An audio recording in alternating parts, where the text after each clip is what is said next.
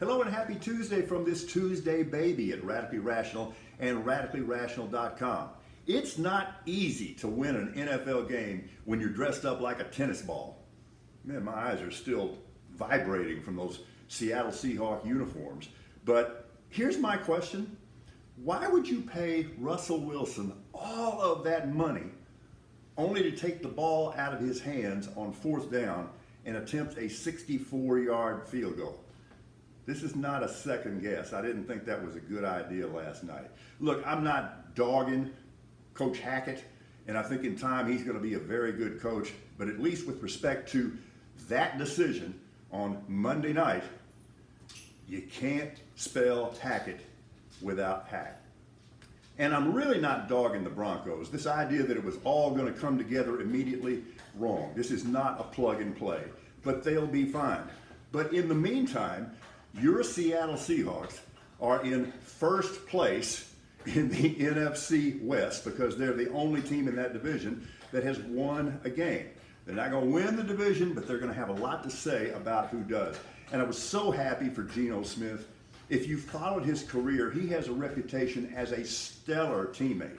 People just absolutely love him. And get this too, they're not settling for Geno Smith. That's exactly the way Pete Carroll wants to play. Okay, so it looks like, and there's no certainty here, but the target date for Dak's return, November 13th, against the Packers at Lambeau in McCarthy's return. Assuming he's still employed. Yeah, I don't know. So where do we go from here? They got no place to go from here.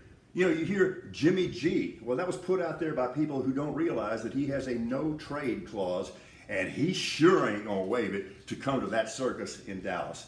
Tyler Huntley? What do you think, the Ravens are stupid?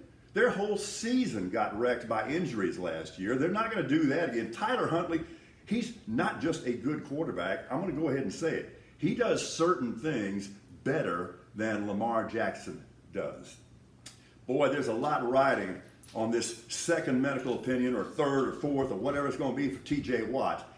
If he needs pec surgery, that's it for the season for him.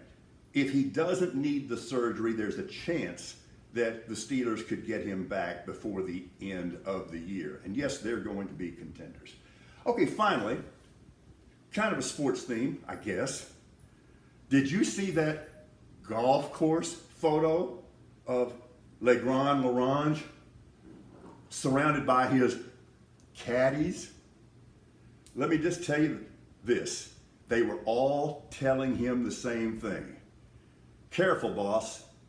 That putt breaks toward prison. Treason Hills is a very difficult golf course. Have a good Tuesday. We are Radically Rational.